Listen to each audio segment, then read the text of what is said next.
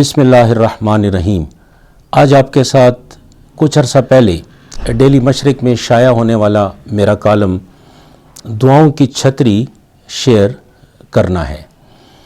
ہم ساری زندگی خواب دیکھتے رہتے ہیں، ہماری خواہشات ہمیں چین لینے نہیں دیتی، خوب سے خوب تر کی جستجو میں ساری عمر گزر جاتی ہے، لیکن ہم مطمئن نہیں ہو پاتے۔ بہت کچھ پا لینے کے باوجود بھی اپنی تشنگی کا احساس باقی رہتا ہے۔ کوئی کروڑوں روپوں کی جائیداد کا مالک ہے مگر اولاد سے محروم ہے، کسی کی اولاد تو ہے مگر نافرمان ہے، اپنی ساری محنت رائے گاں جاتی نظر آتی ہے۔ وہ یہ سوچ سوچ کر ہلکان ہوا جاتا ہے کہ میرے بعد میرے بچے سب کچھ اڑا دیں گے۔ سادہ سے سادہ الفاظ میں یہ کہا جا سکتا ہے کہ حقیقی خوشی اور سکون اس دنیا میں اگر نایاب نہیں تو کامیاب ضرور ہیں۔ حکیم بھی بہت ہیں اور نسخے بھی بے شمار۔ آج ہم بھی اپنی پٹاری میں موجود ایک تیر بہدف نسخہ آپ کی خدمت میں پیش کرنا چاہتے ہیں۔ اس نسخے کا نام ہم نے دعاؤں کی چھتری رکھا ہے۔ چھتریوں کی بہت سی اقسام ہیں، لیکن شاندار بات یہ ہے کہ ہر چھتری آپ کے لیے ایک پناہ گاہ ہے۔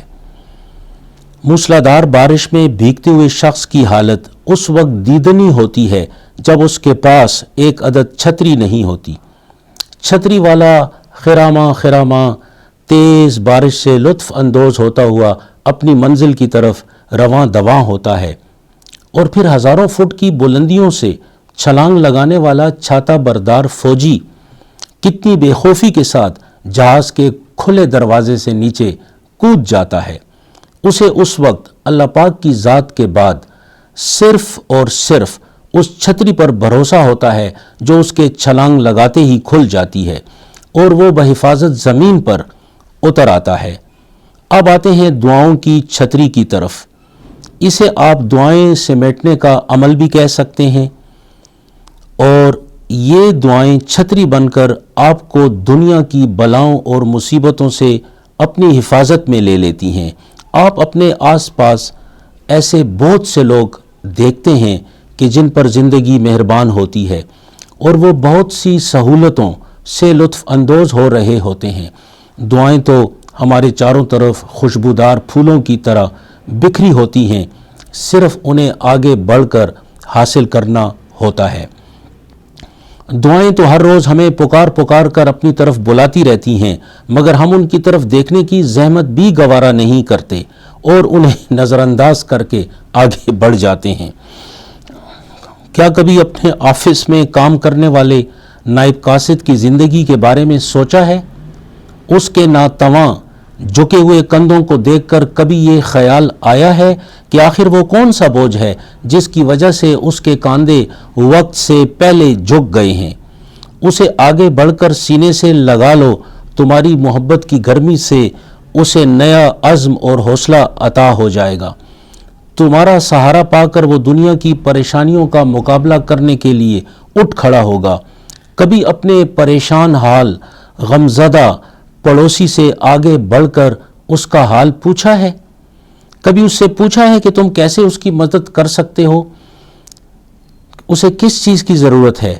اپنے دروازے پر آنے والے ضرورت مند کا ہاتھ پکڑ لو۔ اپنے کمزور اور پریشان حال بہن بھائی کے دکھ درد کا مداوا بن جاؤ۔ نیکی کا سب سے بڑا انعام یہی ہوتا ہے کہ نیکی کرنے والے کو مزید نیکی کرنے کی توفیق نصیب ہوتی ہے۔ آج سے ان نعمتوں کا شمار شروع کر دو جو تمہیں اللہ پاک نے عطا کر رکھی ہیں۔ تم گنتے گنتے تھک جاؤ گے، لیکن ان نعمتوں کو شمار نہیں کر سکو گے۔ اپنے گھر آنے والے خدمتگاروں کی زندگی کا احوال جاننے کی کبھی کوشش کی ہے؟ کبھی ان سے ان کا حال پوچھا ہے؟ کبھی ان سے میٹھے بول بھی بول کر دیکھو۔ یہ حقیقت بہت جلد آشکارا ہو جائے گی کہ انہیں تمہاری مدد کی ضرورت ہے۔